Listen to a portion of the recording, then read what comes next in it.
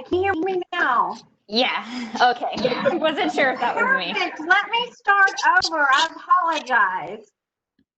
Welcome to the LGBTQ plus panel discussion. We will be using the Q&A discussion chat today.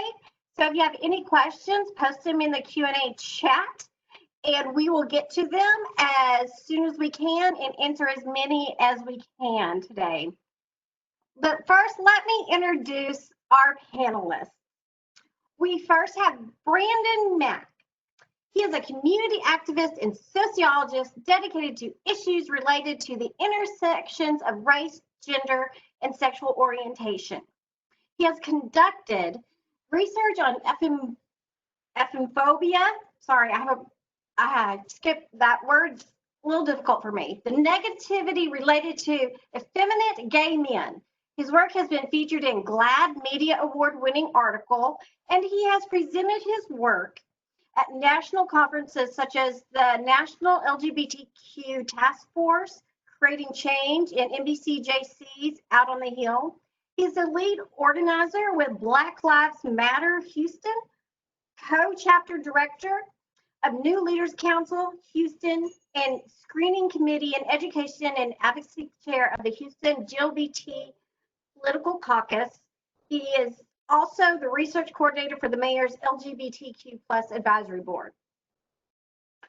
Our next panelist, please welcome Alexandra Ali Lozano, who is the voting rights outreach coordinator at the Texas Civil Rights Project, where she develops and implements legal advocacy initiatives in response to shifts in federal, local, and state policies affecting voting rights. She has previously worked with the LGBTQ Victory Fund and the Texas Freedom Network and has served on 3 boards, local, statewide, national, for organizations working to advance LGBTQ equality and reproductive justice. She has been recognized as a top LGBTQ woman leader by Outsmart Magazine and a rising star by the League of Women Voters of Houston. Please welcome Ali and Brandon. Hopefully we'll have Lou Weaver, who is a queer transgender man in trans healthcare person, joining us soon. And today our moderator is Armando Galvan Cruces. Thank you everybody for coming. Thank you, Jenna. I'll take it from you.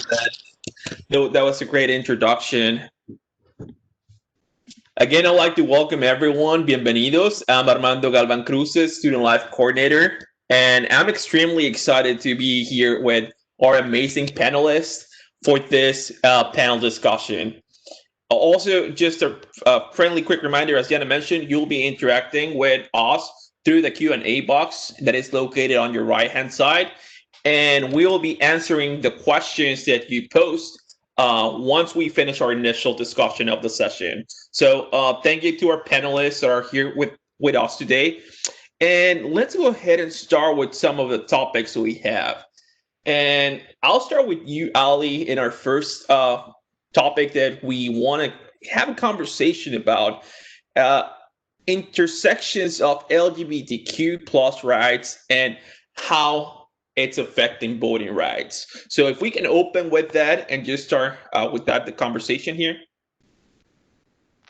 Sure. I mean, I can talk about that for about an hour and a half. So yeah, I guess I want to start with, you know, when we talk about voting rights, that's very broad, right? So I usually like to talk about voting rights within 3 different sort of buckets. Number 1 is voter registration, right? So the very first step of someone actually entering civic engagement life and the democratic process. Number 2, the physical act of casting your ballot, whether that is by mail or in person, but the actual act of being able to vote. And then number 3, which a lot of folks think is the most boring, but as we have seen in the time of COVID is the most important, election administration, right? So where polling locations are set up, if they're adequately staffed, ensuring that there's enough machines, that the machines are functioning correctly, things like that, all of the logistics that going into basically throwing this big party in the form of an election, right? So thinking of it in all 3 those buckets. And all three of those big voting rights buckets impact the LGBT community in pretty unique ways. And first, we know, since we live in Texas, Texas has a lot of very special election laws and a lot of voting restrictions. First and foremost being our voter ID law, which is one of the most stringent voter ID laws in the country. Back in 2011, we had a new voter ID law passed, which was found to be pretty overtly racially discriminatory in its intent when that was passed. But what we know from these restrictive voter ID laws through our election protection work that we do, because the Texas Civil Rights Project runs the largest election protection hotline in the state of Texas, is that we know that our trans siblings in the trans community is far more likely to experience problems when trying to vote when they go in person to a polling location. And that has to do with a lot of the restrictive voter ID rules that we have. And it also has to do really with insufficient training of poll workers, but also blatant bias from poll workers. So, let's say one of our siblings is not presenting in person in the way that their ID reflects. They could run into a whole host of problems if the poll workers aren't trained on the law correctly, because you do not have to present the way your voter ID says that you need to be presenting, or however your picture shows, or again, just blatant bias, right? Just blatant transphobia. So we know that voter ID disproportionately impacts the trans community when we're talking about the entirety of the LGBTQ spectrum. And something else that I've been thinking about a lot in this pandemic time is, I speak a lot about how we make it so difficult to vote for individuals experiencing homelessness, because actually election code still allows folks who are homeless or living in non-traditional housing settings to vote. You do not actually have to have a permanent address in order to be able to vote. You can use a geographic location. And of course, that we know that the LGBTQ community, especially our youth, are far more likely to be experiencing homelessness at some point in their lives, or far more likely to be homeless. And many of those young people are of voting age. And the reasonable impediment form, if you do not have a valid form of ID in Texas, does not list poverty, homelessness, or lack of internet service as a reason in order to use that form, which is crazy to me. It speaks, number one, to the fact that state leadership and federal leadership, simply refuse to deal with root causes of social problems, mainly poverty. And also that, that entire issue really intersects across a whole bunch of communities. So I also like to talk about voting rights, that I encourage folks to consider voting rights as a core component when we're talking about any social justice movement. As Ayanna Pressley famously said, the people closest to the pain should be closest to the power. And so I think those experiencing, disproportionate hardship because of a lack of, security and resources and lack of investment from our own leaders should have the most say in determining which leaders are going to be, constructing and implementing these policies that are going to be impacting their lives. So that's a voter ID answer, and also a reasonable impediment form answer, which is the form that one would use if you do not have a valid form of ID. That's a great response. I love how you kind of partition voting rights in those three different segments, from registration to casting your actual vote and the actual administration of the polls. Also, how you see how some of the administration of the polls, that ID affects LGBTQ rights, and also access to it on homelessness and poverty, so that prevent LGBTQ plus community to obtain an ID. So that was extremely interesting. Now, talking about intersectionality, I would like to move with Brandon.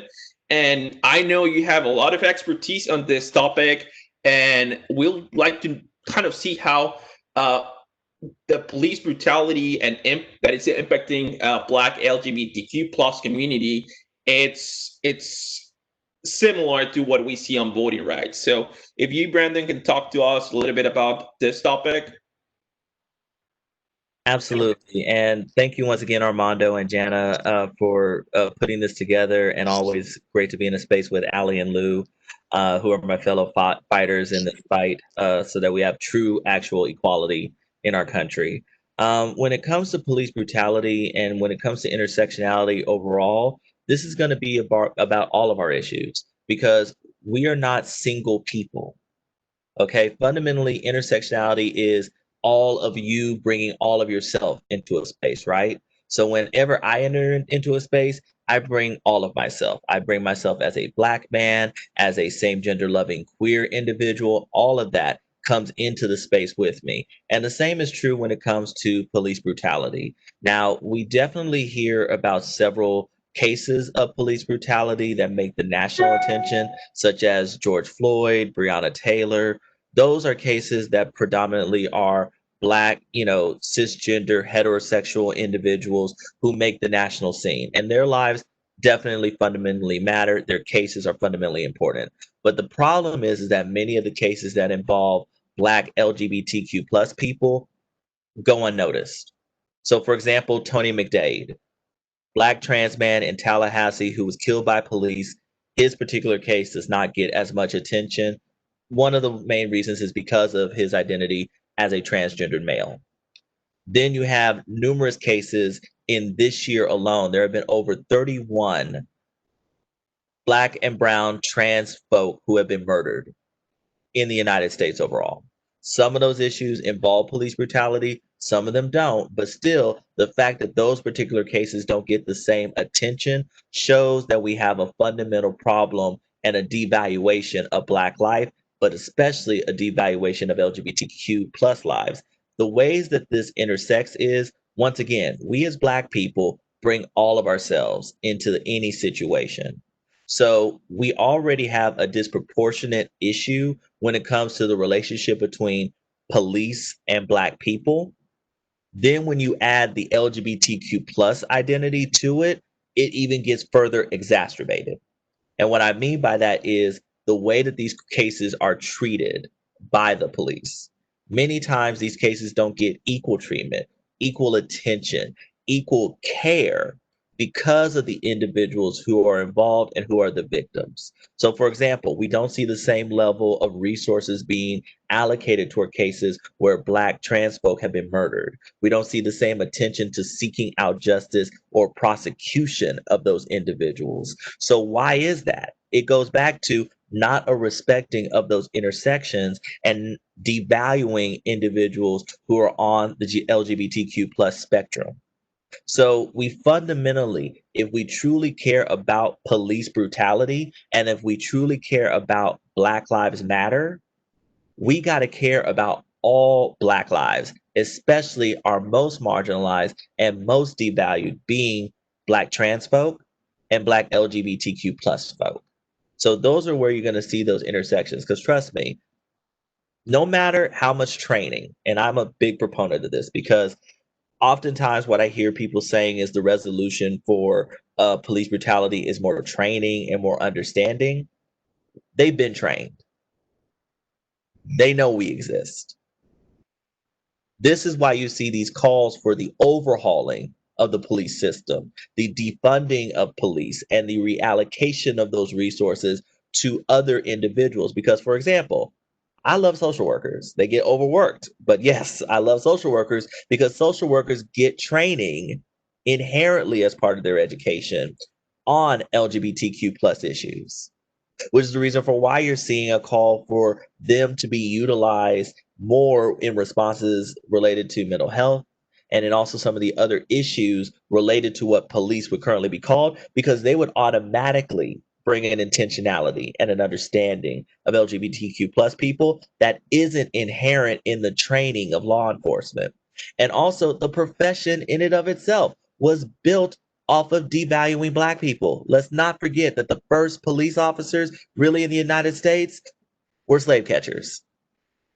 So inherently, they came from a position of not viewing Black people as being equal. And that gets passed down from culture to culture to culture. And we're not dealing with changing the culture. within police departments. So that's also why there's not a lot of faith that, oh, with this training, it's going to change the culture of, oh, we automatically devalue these individuals. We automatically look at these individuals as being criminal and criminalizing them. So that's why if we really want true reform, we need to reimagine new systems that are based in equality from the start and based in valuing everybody's lives equally. Long answer, but it's a very complicated situation. No, I think those are great points that you bring to the table, and I love how you put I bring all of myself. You're not just one piece of the puzzle; you're multiple pieces. So it's just how it's the care of the public based on those cases as well. That's extremely interesting as well. And you mentioned that training is not working. So many law enforcement officers, they receive training, but it's not working. So let's move to legislation, because I think maybe that's something that we need to discuss about here in this panel. So, and this question is for both of you about the context of our current climate, and also our the new kind of raising of the new Supreme Court justice and the legislation of the 2020 in regards to LGBTQ plus communities. So, Ali, I'll give you your time for answering this question. Sure. I'll leave SCOTUS aside for now and just talk about what we can kind of expect for the Texas legislative session. And the short answer is we don't know. There was actually, if folks didn't see, there was a Texas Tribune article that just came out, I believe yesterday or the day before. And the headline is literally that we are, approximately 100 days from a new session and no one really knows what to expect. Plexiglass has been placed, between members as chairs and desks at the Austin Capitol. But in terms of, both the rules in both chambers and how session is going to work, I mean, folks really do not know what to expect because of the COVID-19 situation. Now, when it comes to, future legislation that we're going to see next session, and I'm sure Brandon can talk about this a lot as well, but we're really going to need to see what the inner dynamic of the legislature looks like after November. TCRP is nonpartisan, and I am simply stating a fact here, but Democrats only need to flip 9 seats in the House in order for them to gain the majority. Depending on what happens after November, the state legislature in Texas could look a lot different than it did last session. And with that, that comes new opportunities to maybe introduce some pieces of legislation that groups have been have known would be sort of DOA in past legislative sessions. In the voting rights space in particular, just because, because of all that has happened this year, which feels like approximately 5 whole sessions on its own. I think I've aged 30 years just in the past 7 months. But, with all of the chaos and drama that we have seen around the mail-in voting process, around the governor cutting drop-off locations and making counties only have 1 drop-off locations, including in Harris County with a population of over 4 million people, which is absolutely crazy. And, really just the Texas Attorney General's office fighting us tooth and nail on every single proactive thing that counties and local advocates were trying to do to make it easier to vote.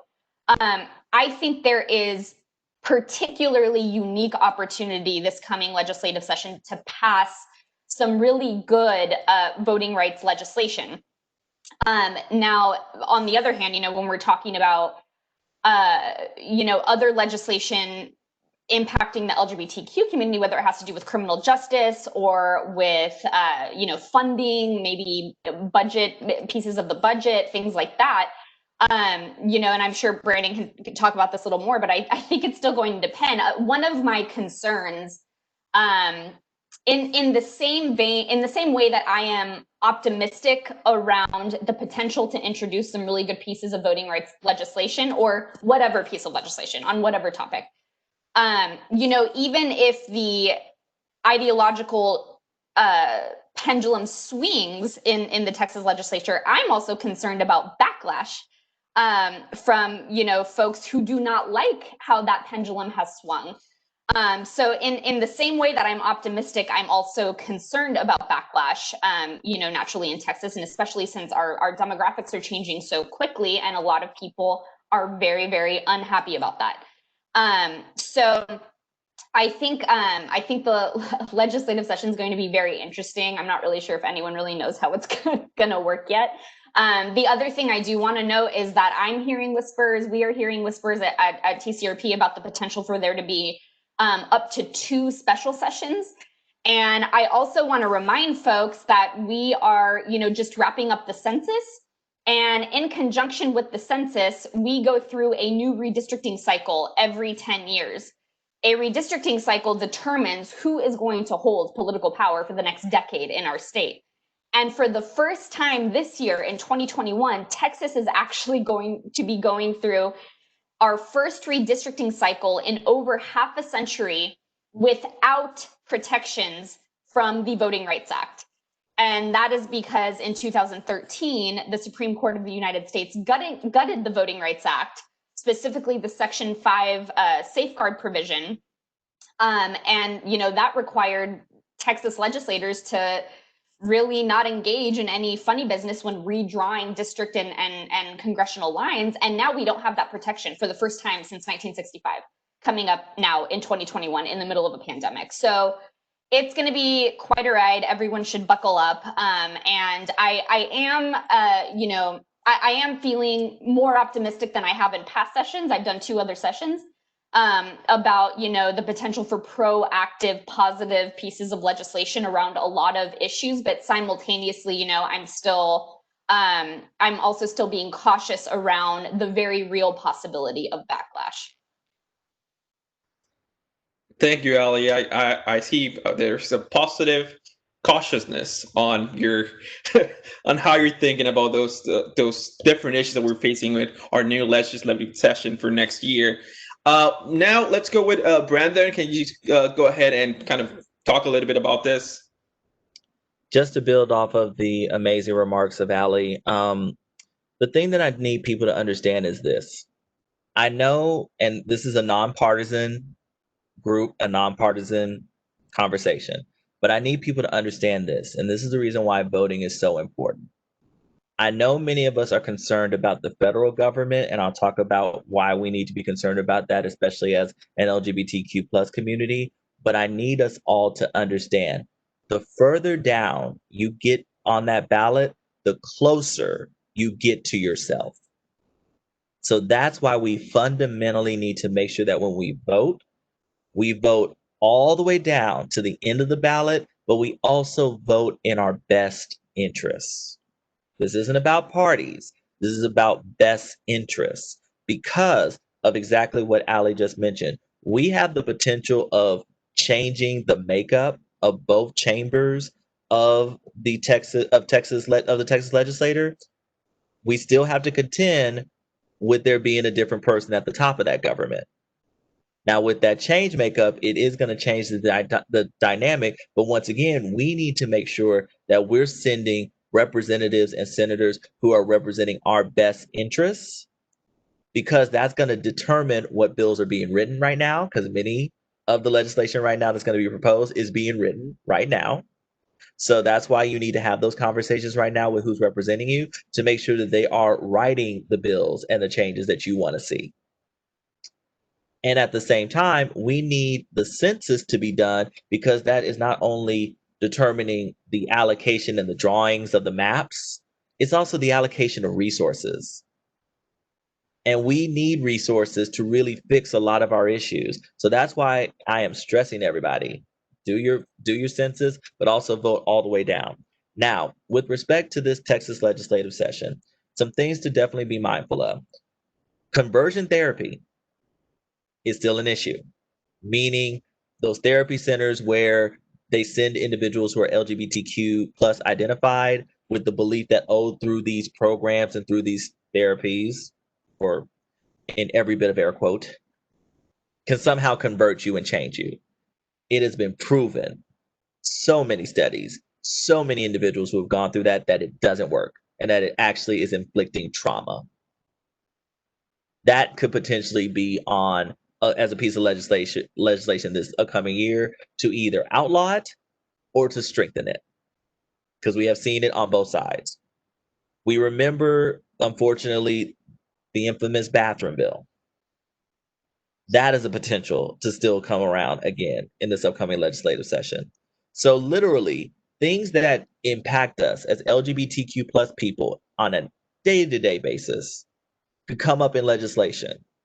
So that's why it's so critically important that we get involved. We make sure that our representatives are individuals who we trust and who we know have everybody's identity protected. Because also they're trying to minimize our own ability to even do things at the local level. Because there is legislation out there that would ban our ability to have non-discrimination protections, that would prevent us from being able to do things on our own. And that is coming from the very, very top. Because I don't know if many of y'all saw that Governor Greg Abbott put out that he actually wants to criminalize individuals who donate to organizations that protest. So literally, it could become a felony for you to even give money to a Black Lives Matter, to any other organization that is deemed to be, quote unquote, a riot organization. So this is why it's critical that we get involved, because our own freedoms to be able to challenge this government, to challenge what we see, is on the ballot right now. Now, from a federal standpoint, the reason why I say we need to be concerned is because we know that with the Supreme Court, there is going to be a shift on that court potentially that we need to be concerned about. When I hear justices saying that they are a strict constitutionalist, I want to remind us all of something. When that Constitution was written, who was it written with? Who was in mind when it was written? It wasn't anybody that looks like any of us on this court, on this call right now.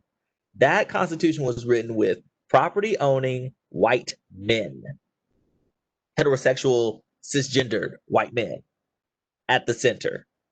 So whenever I hear anybody related to a court saying that they are a strict constitutionalist, I'm like, you were not thinking of that document expanding to include people who look like me, people who are part of the LGBTQ plus community, and any other minorities. So you need to be worried about that, which is the reason for why we have to have federal, legislatures and people in the executive branch who reflect us, so that we don't have that, to where the government is truly working on behalf of all of us.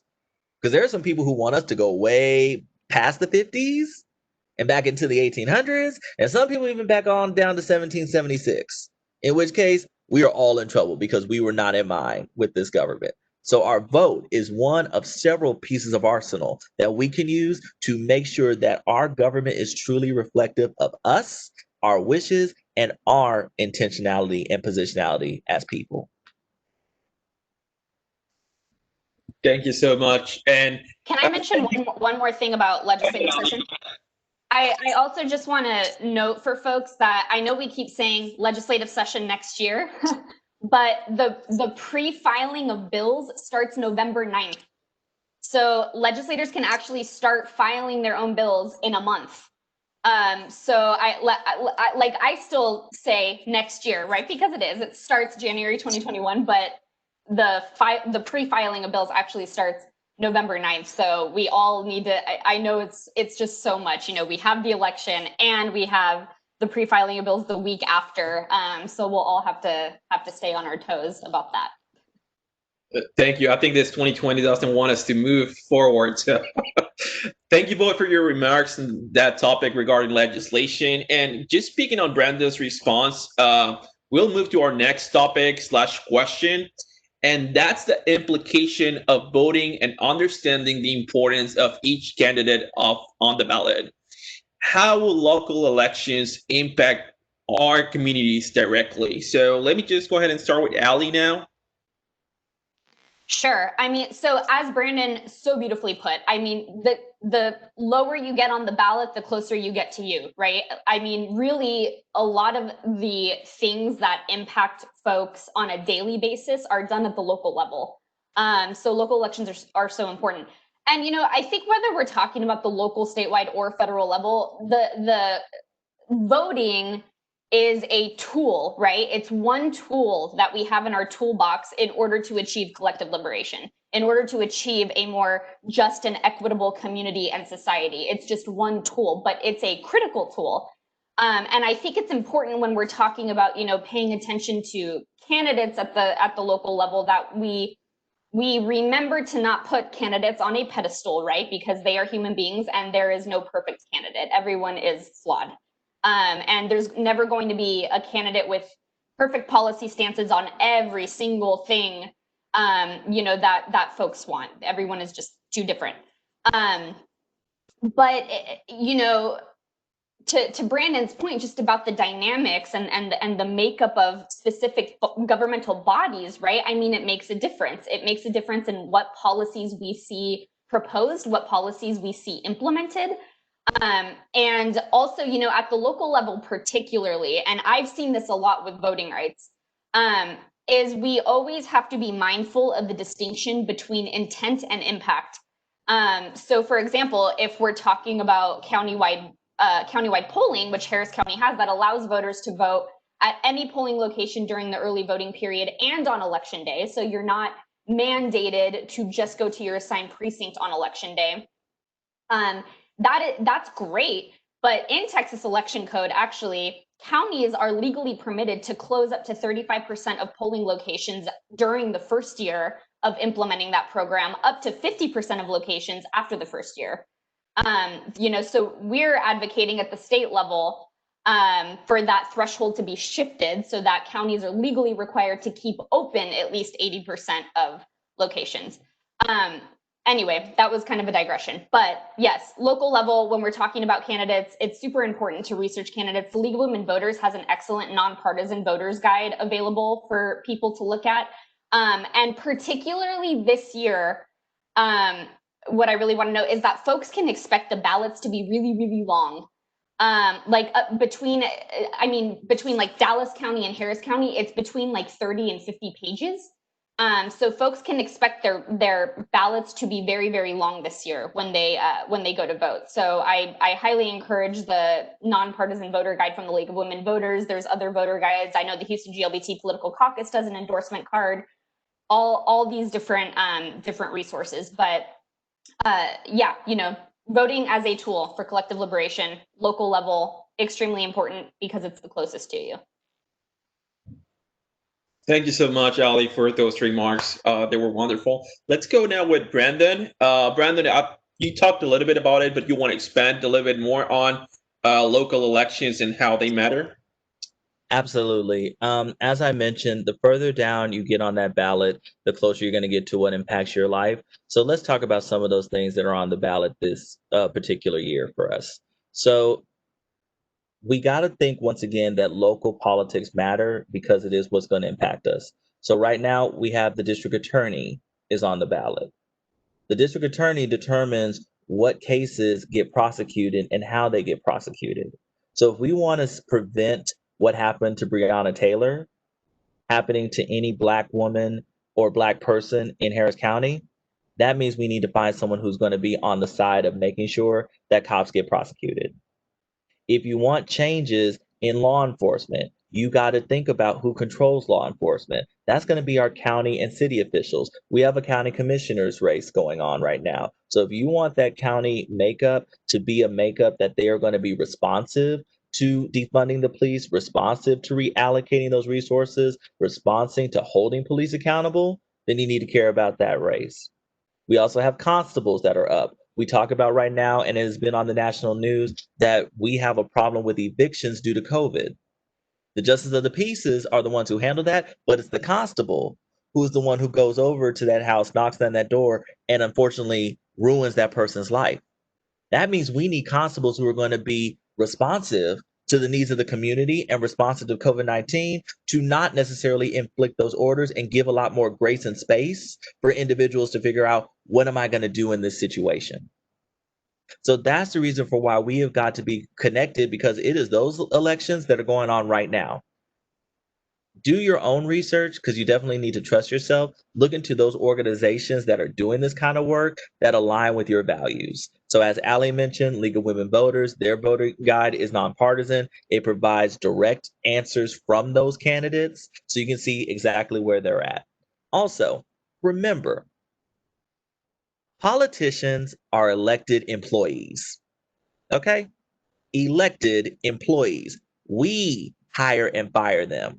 So they have to be responsive to us.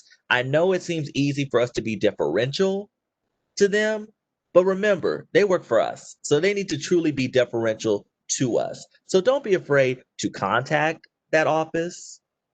Don't be afraid to talk directly to them when they come into our spaces, and we control the rules of engagement when they come into our spaces. It isn't about us bowing down to them because trust me, they ain't king, they ain't queen. They're just another person who works on behalf of us, and they need to be responsive to that, which means that we have to continuously hold them accountable. So definitely look into your own research, look into those organizations that align with you because they'll give you some recommendations. Ask questions. Don't be afraid to ask questions directly to those employees because ultimately we got to get those people who are going to work on behalf of us and put into place what we want to see. But it's got to definitely be at the local level because what goes on in Washington has a trickle down effect, but the closest effect you're going to feel are going to be those county and city officials. Thank you both. Thank you, Brandon, for that. And that's extremely important. When they knock your door, it's not going to be a federal official. It's going to be someone local. So it matters. So thank you both for that. Just a reminder for our students, if you have some questions, because we're getting to the final part of this panel discussion, go ahead and post those questions on our Q&A. And I think we have one question, but I'll answer that one. Where is Lou Weaver? So Lou unfortunately was not able to make it. He's a constant partner here at HCC, and he usually is on our panel discussions on our LGBTQ months, but he was not able to make it. So yeah, that's the answer for that one. And moving on with the last topic we have, and usually we have history at the beginning, but today we're going to have history at the end. So my question slash topic for our panelists is how historical background resembles or relates to our current climate. So we're going to start with Ali. I have a great, very, very recent example of how history has completely bled into the present / didn't really bleed into it. It's never really gone away. So something I'll mention. So here in Harris County in Houston, if folks are unaware, so election duties, like all the election duties, are actually divided into multiple offices here in Harris County. So we have the county clerk's office, and then we have the tax assessor collector's office. So the tax assessor collector's office deals with voter registration. The county clerk's office deals with everything else election administration related. So similarly to how police were birthed out of slave patrols, former slave patrols, the tax assessor's collector's office, the inception of that office was actually to collect poll taxes from Black people before they were registering to vote, going to vote. And those divided offices have just stayed there from, way back in the day. And if you actually look at a map of the United States, you'll notice that it's actually most of the former Confederate states still divide their election duties between multiple offices. It's not in one unified office. Now, why is this important? There was a comparative analysis done between having election and voting duties in one unified office versus split offices. This analysis was done by Bob Stein over at Rice. And there was a statistical difference in voter turnout. Voter turnout was higher when election duties were in one unified office versus divided into multiple offices. Now, why is that? We know at TCRP from our election protection work, if a voter calls us with a problem, depending on what the problem is, we might have to tell them that they need to call multiple offices as opposed to just one phone number that we can give them. I mean, it's a lot easier to give them one phone number to call to solve a problem than 3 different phone numbers to call because they're separate offices dealing with the same, realm of voting stuff. So there's actually statistically higher turnout if all election duties are in one unified office versus divided offices. And so because of that, I don't think it's an accident that historically all of the former Confederate states have a lot of divided election offices. And I had no idea the tax assessor collector's office here was actually in charge of collecting these poll taxes, right? And the other thing is when we're talking about felon disenfranchisement for folks who have criminal records who are trying to get their voting rights restored. In Texas, like many other states, you have to be what we call off paper. So your sentence must be completed, probation must be completed, everything must be taken care of, but you also have to pay all your fines and fees as it relates to probation and things like that, which I would argue is a de facto poll tax. 100% is what I would argue. And I actually have a whole presentation that's over an hour just on the history of voting rights in the state of Texas, which is just completely rooted in white supremacy and in excluding Black and brown people from the ballot box. But when we're talking about that, I mean, that's one example.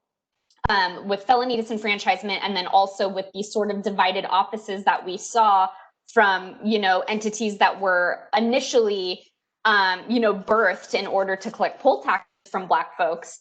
And I mean, a lot of the voter suppression tactics that we see now, the tactics have just gotten more creative. I mean, when we're looking historically, it was poll taxes, it was literacy tests, things of that nature. And now it's, and it was also blatant voter intimidation, which we do still see now, especially in Black and brown communities. So the tactics have gotten more creative, but the root and intent of the tactics are the same from historical times, even before Reconstruction. So much, Ali, for that. And yeah, we need to learn our history to don't repeat those patterns that will take you to just repeat our same mistakes. So, Brandon, can you expand on this? Absolutely. But first, I want to talking about history. I want to do a shout out to the wonderful brothers of Delta Phi Upsilon Fraternity Incorporated who have joined on this call. We are the first organization, first fraternal organization dedicated to gay men of color. So definitely want to do a shout out to my brothers because once again, it is important that we assert our identities because our identities are once again under attack, and we've seen that throughout history. So first and foremost, the reason why we're doing this particular session at this time is because on October 11th, we celebrate National Coming Out Day. And the reason why we have to celebrate National Coming Out Day is because it is still hard for us to be LGBTQ plus people and be affirmed by a society that continuously tells us that we cannot be our full authentic selves. I don't know how aware you all are, but the fact that Justice Clarence Thomas felt comfortable when the Supreme Court said that they were not going to hear the case of Kim Davis. The fact that he feels comfortable of telling the Supreme Court that they need to resolve marriage equality should give you a sense that our identities are still under attack. The fact that the Orange Menace in the White House did not cast out, repudiate white supremacy should also be a sign that we are moving backwards because we are still fighting the same battles that the people who we stand on the shoulders of have been fighting from the very beginning. Let's not forget the fact that the reason why we have an LGBTQ rights movement is because of 2 trans-identified Black and Latinx women, Marsha P. Johnson, Sylvia Rivera.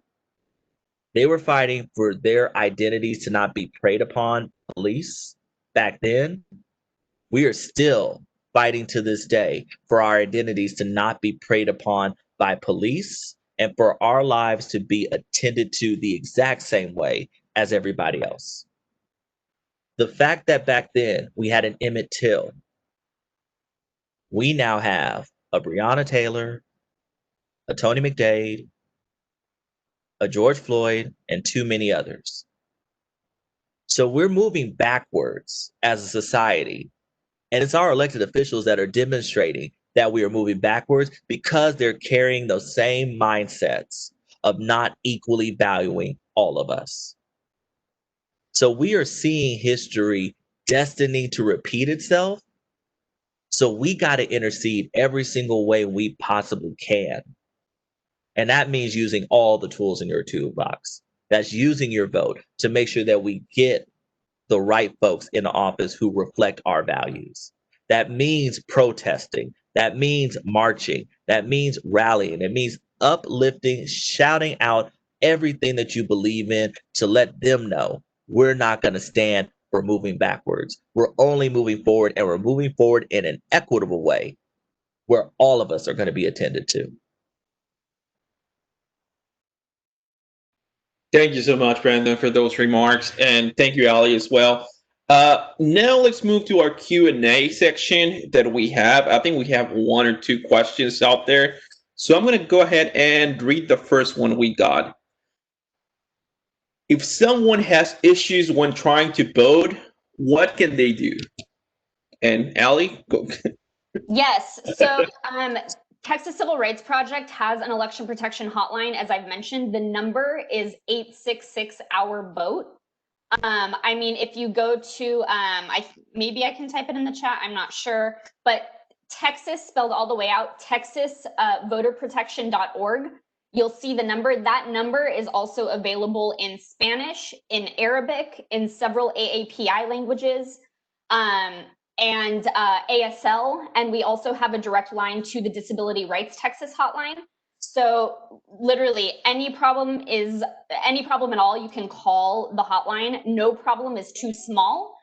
I see another question here, and it's kind of the same answer. As an outreach worker who serves LGBTQ persons experiencing homelessness, what do you think some solutions are for supporting this demographic in an election year? I would say absolutely share that number. We've been encouraging people to screenshot it and just save it on their phone so that they can easily send it off or use it themselves when they go to vote. But that election protection number, is really going to be key because, again, and going back to, talking about an election year in the time of COVID, state leadership has done nothing. State leadership has been a complete failure when it comes to making sure that this election is fair, transparent, and safe for the health and physical well-being of every Texan. It has been solely left up to counties in order to make sure that the election is as smooth as possible, that CDC recommendations are adhered to, and that people have, greater access to being able to vote despite there being a pandemic. And, as we've seen in Harris County, a lot of the really amazing creative things that the county has been trying to do to make this a safer election has been squashed by the governor's office or the attorney general's office. And so because of that, we have to protect each other. And so that is because the state is not going to protect us. We have to protect each other from the state. And so that election protection hotline is really going to be key, and it's available in many different languages. So I would say, keep that number handy. TexasVoterProtection.org, spelled all the way out, or txcivilrights.org. We also have the number up there, and it's 866-OUR-VOTE. Thank you, Ali, for that information. I think that's extremely helpful for students to know where they can get those resources. And before we finish our session, I want to give you guys some minutes so you can give your final remarks, and also if you want to let students know where can they contact you and some information about your initiatives or what you guys do. It's open floor, and let's go ahead and start with Ali. Go ahead. Okay, great. If I type in the chat, can everyone see it? Armando? Yeah. Yeah. If not, I'll repost it. Okay, great. So, Oh no, it's not letting me send it. Okay, well, one of our initiatives that I do want to plug for y'all is we have a website called democracyfromthegroundup.org. If you would like to see all of the work that we've been doing at the local level, because again, the state is useless, all the work that we've been doing at the local level for November in order to try and help counties in making this the smoothest election possible in the middle of a pandemic while we have no universal vote by mail and no online registration. It's been quite a heavy lift, but democracyfromthegroundup.org is that website if you want to see the policy recommendations that we were giving to counties. And then I think really just the last thing I want to say is I encourage everyone to vote early. As I really vote early if you can, please, please, please. And as I mentioned, be prepared for a very long ballot. The ballot's going to be very, very long this year. And Armando and Jana have my email address, but if anyone would like to email me afterwards, I'm always, always, always happy to chat and keep that election protection hotline handy if you need it. Again, no issue is too small. Call for anything. Thank you, Ali. And before we finish, I know I said final remarks, but we have one last question, and Brandon can help us with that and kind of just combine it with your final remarks. How do you feel the presence of white supremacy affecting people of color as it relates to voting? Yeah, I would definitely was going to include that in my final remarks. So thank you for that. First and foremost, as Ali mentioned, early voting starts on Tuesday, October the 13th. Definitely make sure that you get out there. I definitely encourage everyone to go to their respective county websites, their respective county clerk websites, because those will be your primary places to go since they handle all things elections, to see what precautions that they're putting in place, where your early voting locations are. And in addressing that question specifically, remember, our ancestors fought so hard for that right to vote. White supremacy tried to do everything and is still trying to do everything from preventing us from having our votes counted. But what our job is to make sure that regardless of whatever they put up, we keep fighting for our vote and we make sure that we get to that poll and that we vote all the way down to the end of that ballot. And then utilizing those resources that we do have in place, the amazing resources that Ali mentioned, reaching out to our organizations like Black Lives Matter Houston if you are experiencing that, because then we will help you to make sure that your vote is counted. Because trust me, white supremacy can try to do what they're going to do, but we as Black people, brown people, Asian folk, every single one of LGBTQ plus folks, all of us who are marginalized, we're going to vote, we're going to show out, and we're going to make sure that our votes are counted irrespective of the white supremacist voter suppression game that they're going to be playing. So as long as we're doing what we can, and as long as we are connected in this and we're utilizing all our resources to make sure that we are getting it counted, it will happen. Now, with respect to Black Lives Matter Houston, we're still doing what we can to make sure that this legislative session is going to have bills that are going to provide greater protections for us from police, but also to ensure that we have the ability to still do the protesting work and the other work that we are doing. I would say that if you ever have any questions related to Black Lives Matter Houston, you can reach out to us at blmhou at gmail.com.